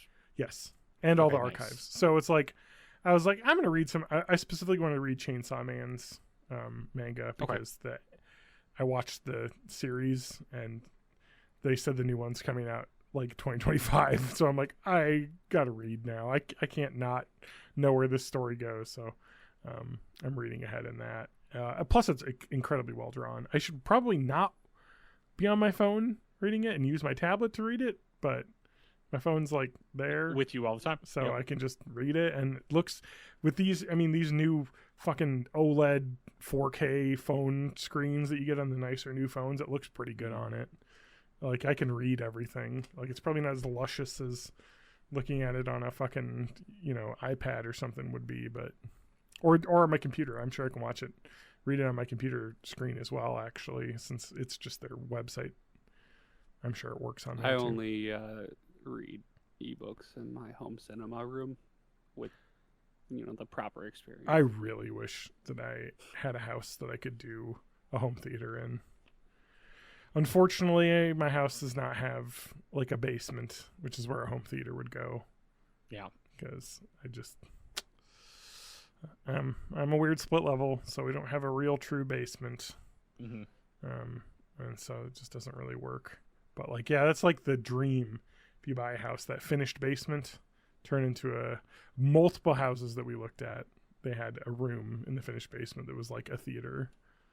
And I was like, that is where you buy the 100-inch TV, mount it to the wall, or you get a projector, which I wouldn't recommend just because they suck. You get a big screen, but bulbs cost like $400. Like, there's just a lot of maintenance. And plus you gotta have it mounted somewhere where you can't get in front of it. And anyway, I did, my friend that we'll talk about in the upcoming Koozie Chronicles, Koozie College Chronicles, we'll call it. My friend Jordan Higgins, who's a listener, may not be listening now, but he has in the past. His parents had a home theater in 2005, and it blew my mind. Like watching a DVD of fucking Army of Darkness. And a huge thing. I want one of those so bad, but I don't know. The next house, I'm gonna have that. So yeah, so fucking physical media, baby. Everyone's talking about it. It's making a comeback. Physical media and sailing the seas. Yes. But, yeah. Yeah, especially now that sailing the seas of Yar is with a VPN basically risk-free. So, yep. Other than viruses and things, because the websites that host are extremely scummy. Are people still writing viruses that infect individuals? I don't think so, because the scammers have moved on to, let's ransomware a huge corporation that has insurance that will pay us. Yeah. Because a lot of these big companies will have ransomware insurance that'll pay the ransom. Yeah. And so they're like writing it specifically to affect server hardware and exactly big systems and There's stuff. literally nobody is trying to infect computers at home, because why infect someone's computer at home where you can just have a pop-up come up that says their computer's infected and they call you and give you money? Because that's how they make money. Or you can just have a Facebook pixel on your website and you know everything about them. Yeah. It's incredible. The scamming of people is just incredible. That kind of segues me into my WhatsApp group that I posted a bunch of images from. You see this? Oh, where did you put that in? I think I put it in Stonks. I put it in Stonks. Oh, okay, yep. Which you may not have read. So, I got let's just may remember the pig butchering episode. Yep. I had that lady. I'm assuming my phone number got on a list then because I responded, which is why you never respond. But for me, I don't care. It's not that spammy, and you can block numbers. But I just got invited to so if you have a WhatsApp account, also my WhatsApp account does not use my face or my real name or anything. It is my real phone number though, unfortunately, because that's how WhatsApp connects. But someone added. Well, before we proceed, do we have to disclose that this is a sponsored segment? Yeah. So if you want to sign up for this app that I got now, it's called this they just added me to this group, and like I wish maybe sometime I can somehow get it to go on the screen and maybe have you guys and maybe Spanky look through this, and like I have no clue what's going on, because it's a group of like hundreds of people, air quotes, chatting to one another about this Jesse Powell, who I looked up, who is the like CEO of Kraken, founder CEO of Kraken, the crypto exchange. Okay. And apparently he's in this WhatsApp group, or someone that has a picture of him in his name. The phone number I looked up isn't any phone number he has listed, or and his email address is like noreply@kraken.com, which seems a little bit of a problem if you put that as your email address. Yeah. So there's a couple misleading things, but I think it's populated by bots putting like messages up of them like agreeing to the scam to like make 100%. You think it's the oldest con in the book. Yeah. So it's making you think that all these people are like in on this, and they're like, I'm making money here. Like, check out my withdrawals. So the reason why I know it's like it's if you look closely, it's gibberish, but a lot of people aren't going to look that closely. So you just see like this like huge active community of people that legitimacy. Yeah. So there's a couple things I think about this. There's this lady called Nika Nude Peach. That's how I'm going to pronounce it. Yeah. Which is just obviously a photo of a Getty image stock model. And she's the one that's telling you got to register. I love that like the discussion is just like, is this free? It's like a person who's fake person saying, is this free? And everyone responding, it's not free. If it was free, it probably wouldn't be worth it. But they only want a small commission fee. You're like all these like, it's just like all this like, it's like a fake conversation, like robots talking to other robots about how this isn't a scam. And it's fucking insane. And the thing that bugs me out, I mean, this has been going on for days. I have like thousands of messages in this now, is like, I want to know, like, I'm trying to see if someone seems real. And I want to message them and saying, by the way, this is a scam. But I'm having any indication of like what the next level of the scam is? Yeah. Like, so what are they trying to funnel you to? Yeah. So they say that you can was it not instant message, but like a private message. This Nika Nude Peach, or Jesse Powell himself, who after a few days has now shown up in the chat, probably to like push people to think it's more legitimate. And then now they're referencing this app called let me check up. Let me just open my Google because I Googled it. Preston Pro 6. That sounds okay. Preston as in like Robert Preston, and then another word Pro, and then 6. Like Pro 6 is one word. So Preston Pro. Only available on the Mac App Store, by the way. So there's no way I can use this. They were clearly targeting people that own Apple computers only, which is hilarious to me. It's on the App Store. Has 5 reviews of all 5 stars. I looked up their website that it links to, because on the App Store you have to like link like a developer website and stuff. It's just a bare bones HTML with like 2 emails listed on it that look like they go nowhere. And it's just like, so this is so obviously it's the current pig butchering scam is now, it used to be actually it's always been this, the pig butchering scam is just have an app on the App Store that looks like a legitimate trading app, and you put your money into it, and then they just send you fake images. So I honestly don't know how many of these people are being scammed and how many of these are bots. You could tell some are bots. You can see in the Discord, we got a quote of like, somebody put like an inspirational quote. Yeah. Without a good navigator, a racing car is destined to fail to reach the finish line first and will encounter countless problems along the way that it will make if you want to give up on this journey. Like, trying to like sell that you need like a financial advisor to like navigate, because we all know cars get lost on the track all the time. Those racing cars, you gotta have a navigator. John, tell you where the talking turns about are. That one desert race that I can't remember the Dakar. name. You're just not cultured enough. They're talking about rally. Yeah, rally racing. This whole rally racing. Even then, the navigator isn't telling you where to go. It's literally just telling you what turn's coming up so you can prepare to drift the car the right direction. But I suppose that's what like they're the navigator in a bobsled. So, so it's a scam, obviously. I just thought it was really funny because, like, I just can't discern how many of these, like, hundreds and hundreds and hundreds of people post. So they're posting, like, images of their screenshots of that Preston Pro app of them, like, I made a $400 return on today. And so what they're doing is he's calling it, let me see what it's called. The term the Honorable Professor James Powell. I don't know. I don't think he's a real professor, by the way. They just say that. What is he calling them? Oh, I'm sorry. I got to scroll down. I also took a bunch of his like huge like explainers that he posted in the chat and put them through a chat GPT filter, and they didn't come back as generated. So some of the responses might be, but they call them trading signals. I'm going to give you a trading signal, and it'll be at 4:00 today. Trade this stock for this price. And so even if this was legit, lessons. This would be insider trading or something like that. Market manipulation. Yeah, market manipulation. Like, it's illegal anyway, even if it was real. Like, everybody's learning the wrong lessons from QAnon. Mm-hmm.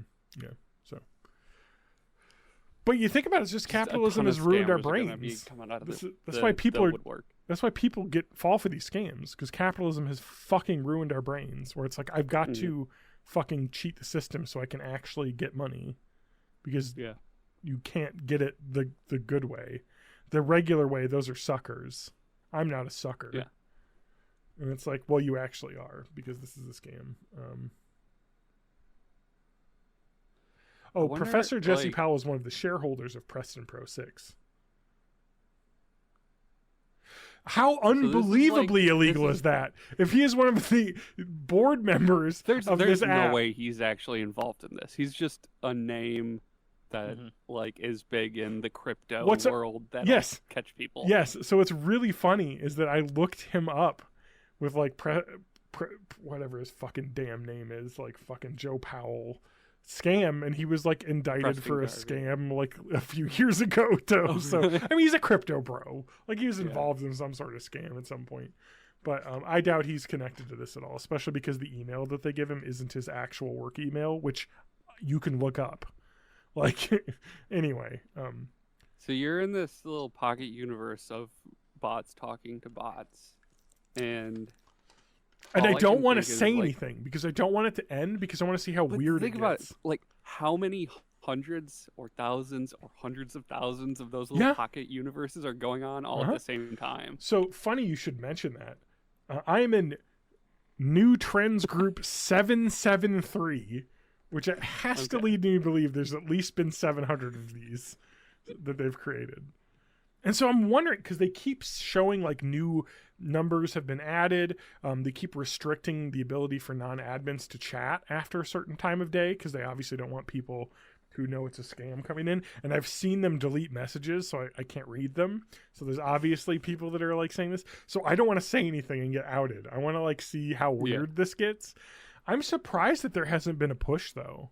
Like someone like the ringleader to like private message me, maybe because I have private messages turned off for non like contacts, because when I got added to this group without permission, WhatsApp by default allows you to be added to groups without your permission by default, and I switched it now that only contacts can add me to groups, so it has to be someone in my contacts list.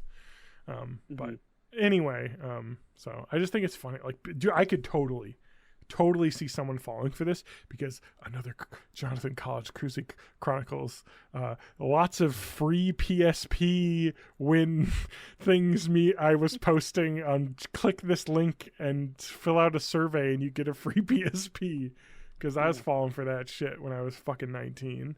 So, like, you can imagine all the fucking crypto bros falling for, all the tech bro or wannabe crypto bros falling for this shit. It's fucking crazy, man. Like, and it's so scary, because I don't know. Did you see the John Oliver segment? Yeah, he just did one on pig butchering, and it's like they're like Can making. you explain pig butchering for me? Okay, good point. I probably did very quickly, because I will watch the thing. I probably did months ago, but people could be listening to this and never heard that.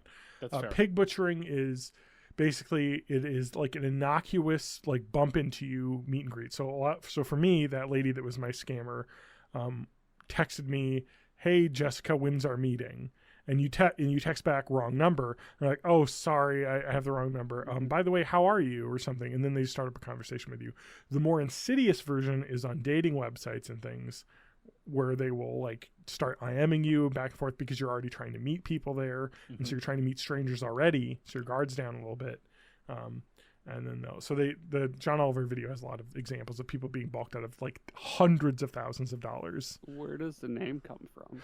So the idea is that you're a pig being fattened up for the slaughter, and so they're giving you all these, like, talking to you, giving you compliments, like making like day-to-day report, basically trying to become a trusted contact through lots of different ways, and then asking you for some money, because it's not they need money from you, is that they have a financial opportunity for you, that because we're friends now, I want to let you in on this.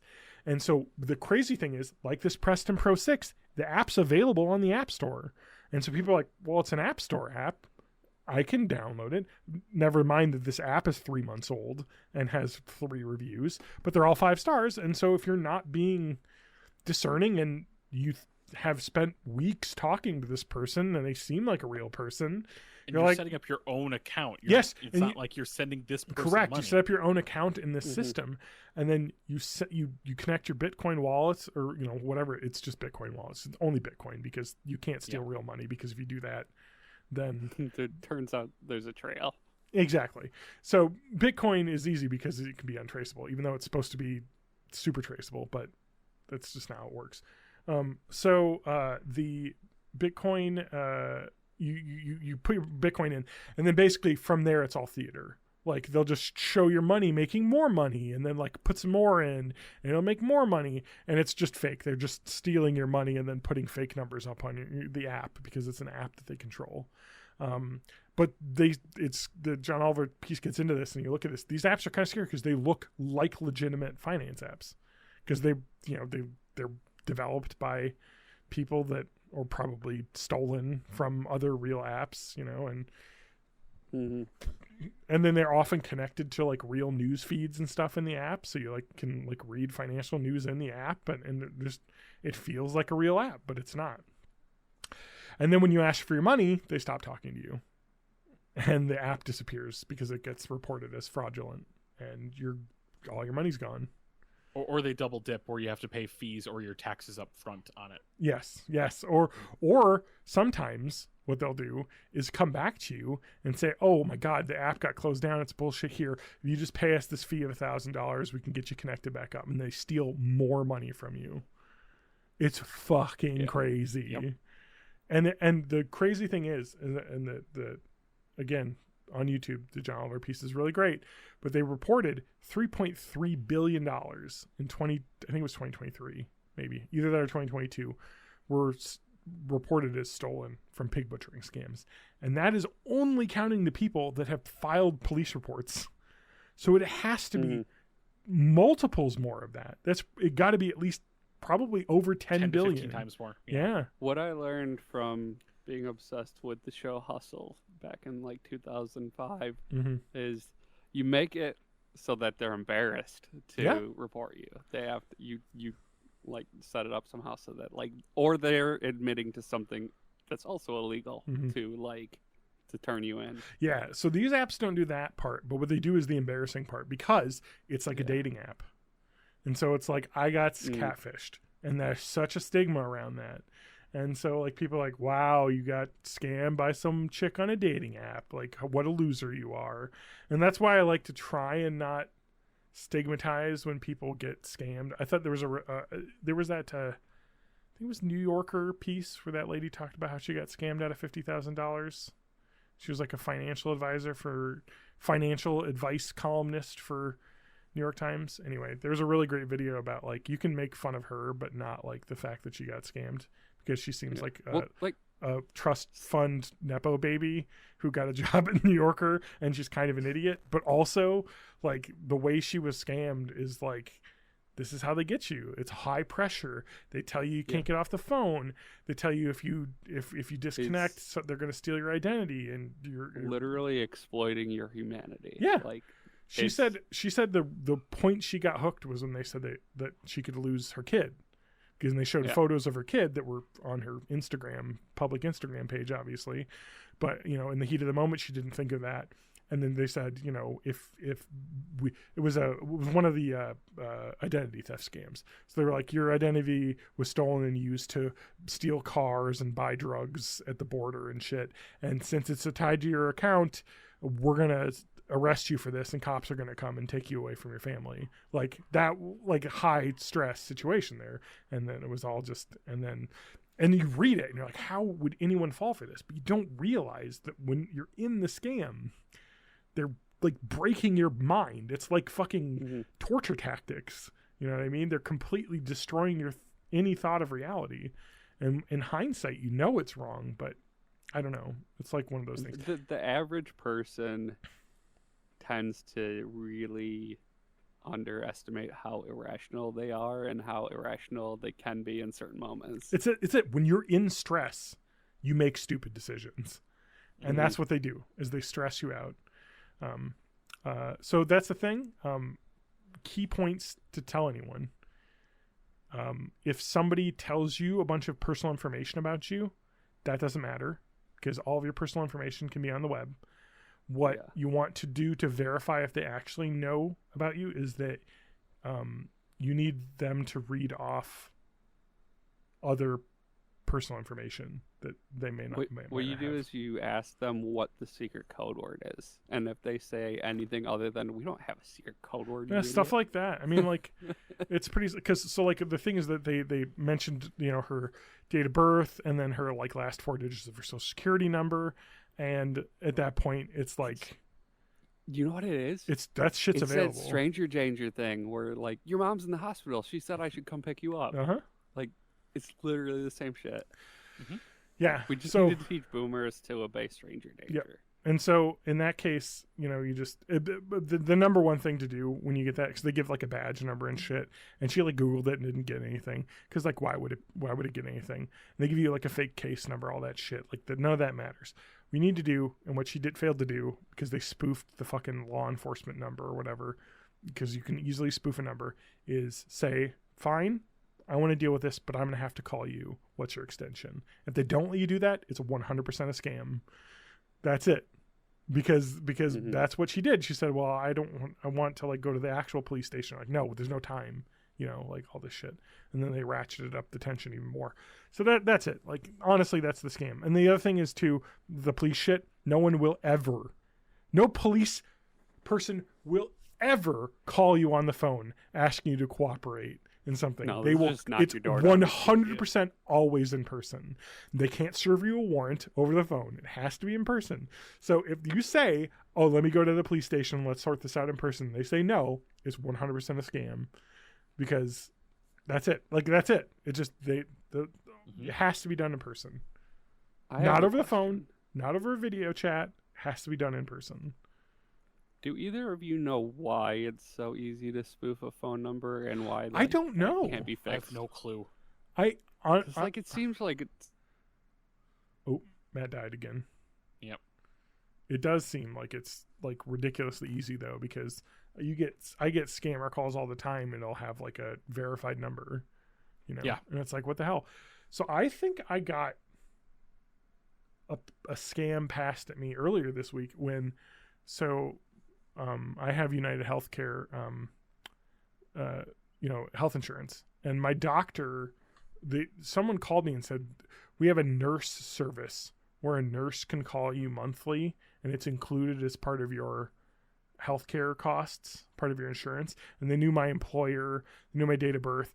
And then they had like mentioned some like chronic health issues that I might have that I might want to meet them over. And they mentioned COPD, which I don't have, but I feel like I probably Google searched at some point when I was having my lung issues, which I still have, but that's a different story. And I'm just talking about a new scam that happened to me this week. And so they called me on the phone, and it was a person with an accent, and they definitely sounded Filipino, not to be racist, but I'm just guessing here. It was a South Asian accent. And I looked up this. They said it was a scam being run out of the Philippines, so that tracked. But they connected me to someone who sounded American, 100%. But they said they were a registered nurse that would call you on a monthly basis. It was included with your health insurance. They knew my employer. But like all this shit was stuff that's probably knowledgeable. They made me confirm my birthday, so I was okay with telling them that because whatever, like that, anyone knows that. And my phone number and all that shit. But TJ, what's John's birthday? they mentioned like a health issue that I had that was like something that was a suspected thing that we checked off. So I was like, I wonder if I Googled this at some point and it got tracked as like something, because like this is HIPAA. First off, they never did any like HIPAA explanation of why they have my medical records, for one, because they're my insurance agency, not my doctor. So whatever. Anyway, maybe they didn't get to that, but then I just said no, and they were like, okay, we're not going to do this. What I'm assuming was there was like the extended warranty scam where it's like some like they say they're going to be charged through my insurance, but they're just going to send me a bill because I agreed to it. You know what I mean? Like, I'm assuming that's what's going to happen. And then if you agree to it, they just send you like a fucking ludicrous $200 a month charge on your insurance. And then they just, you get charged for that. And like, it was a telehealth visit. You know, like, no, it wasn't. Yeah. So I'm assuming that's it. They're scam. But their phone number came up as United Healthcare misspelled on my thing. It was like not the word healthcare. It was like shortened. Oh, I was hoping it was Untied Healthcare. No. Let me check. It was very close. But then when I remembered, I feel like I've gotten phone calls from United Healthcare and it just said insurance as like the verified thing on my phone. So, but like that's another thing, because I was like, yeah, it's phone numbers. Oh, it doesn't matter. We're not streaming. It's just United. Oh, you cannot read that. No. It's just United Healthcare without the United 93. Is that what it says? Yeah, United Healthcare without the without the EA and health. But at first, at a quick glance, you're like, oh, that looks like an official number. I have a similar thing where people keep calling and they're like, "You owe us money. We're bill collectors." And I'm like, I don't want to talk to you. Yeah, it's a little bit different though. But like, even if they are bill collectors, they have to like do it in person. Yep. Yeah. So it's like, okay. No, what I started labeling all the like unrecognized, which is every phone call I get is from an unrecognized number, but I started labeling them so I could duck the bill collectors much more easily. Mm-hmm.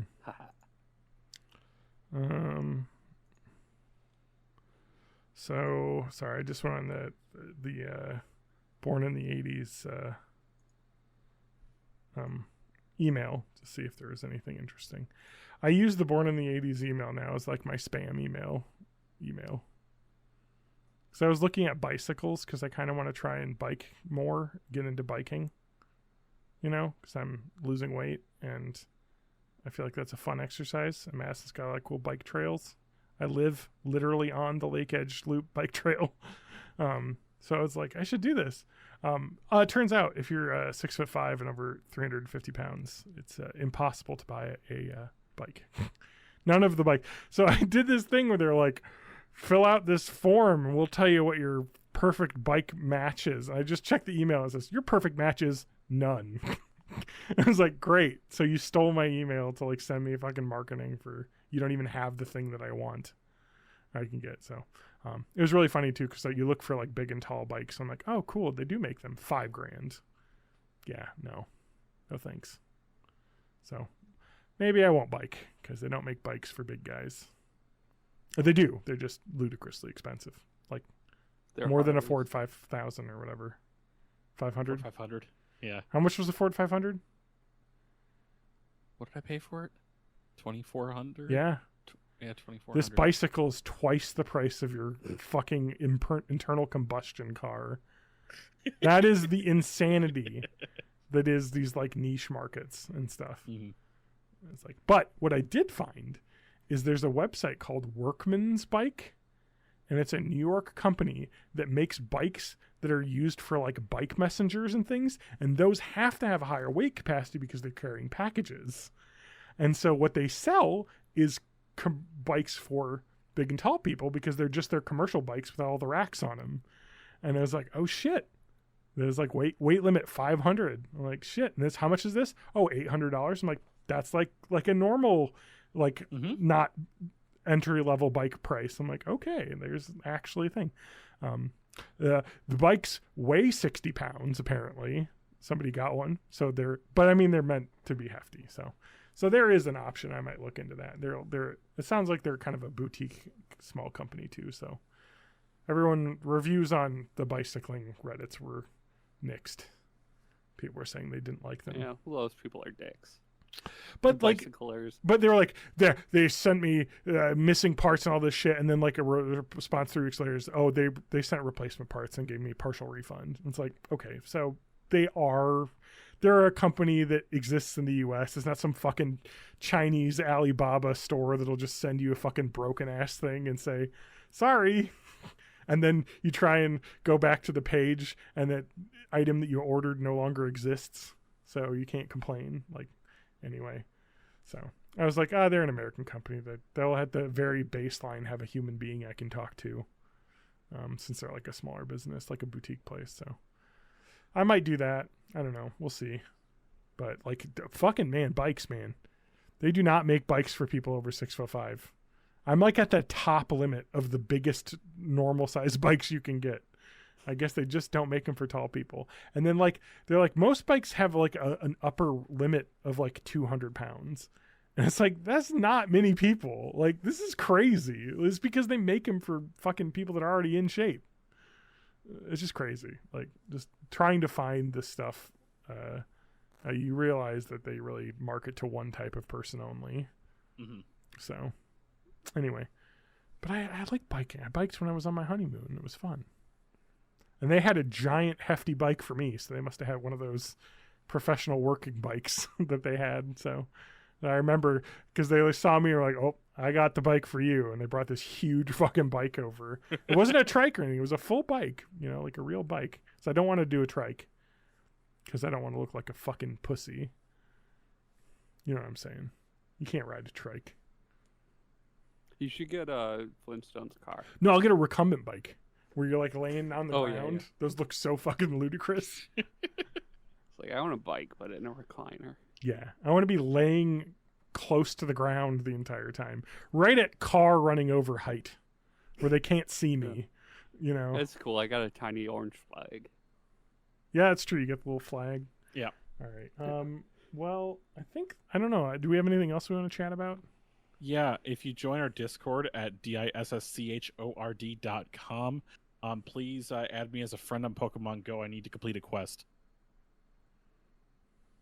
Just at me. It's fine. I can't play Pokemon Go anymore because I no longer go outside. I do go outside because we've been doing walks. Because I'm trying to get a little bit more in shape, at least something. My blood work wasn't the best, and I want to see if I could get better with diet and exercise. So, 2 more months. They want to give it. you blood pressure medication, huh? Yes, they do. That's actually, what my blood pressure is fine. They want to give me cholesterol medication. For me, my blood pressure was bad. My cholesterol was completely normal. So they were like, now you're like in your late 30s, early 40s. And it's like, now it's time for which medication is what you need. So for me, my blood pressure is fine. I'm on the Wegovy and I'm losing weight. So I'm down 35 pounds now. So it's actually incredible. I feel like I don't look any different. But when you think about that, that's that's like more than 3 gallons of water carrying that around. I already noticed that walking the dog, I do not get winded going up the hills anymore, which is like kind of incredible. It's incredible now that I'm mad at my dog for not wanting to walk more. So I'm going to have to get out more. Just wanted to tant, though, some more of the John's Koozie College Chronicles. We're going to be going over this a lot because, like I said, I'm excited. There are 93 pages of written journal entries. I'm excited because, well, maybe it's just because of my ego. I might be in one of these. I don't know. You definitely are. So, as is Adam. Dear Diary, today TJ and I finally made out. That just 4.5 months after his first entry, I think we roomed together that summer. Yes. So correct. Yeah. He got me into World of Warcraft. I did 2 monitors for my first time on my computer. That was a sick summer. I'm gonna tant Thursday, 20th January 2005. Fucking school's internet connection. I am downloading the latest episode of http://narutochaos.com. Naruto. Oh, Naruto Chaos.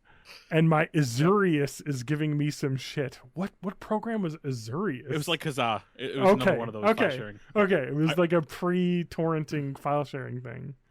Got it. Yeah. Anyway, so I just thought that like fucking thing. I had Azurius for a bit. I remember that. This is the first huge embarrassment of the websites I talk about that are my favorite blogs to read. So we'll tant that. You can hear that next week. This sounds hilarious. I'm super stoked. I'm just seeing what else is coming up. Oh shit, my wife. I have to open the garage door for her. Yep. So we're done. That's fine. Yeah, we're done. Good night. Bye, everybody. Bye. Shit. John, go. The garage door just opened. I heard it. Go. Fuck. Hey, Matt. Boo, boo, boo, boo, boo. The song changed halfway through there.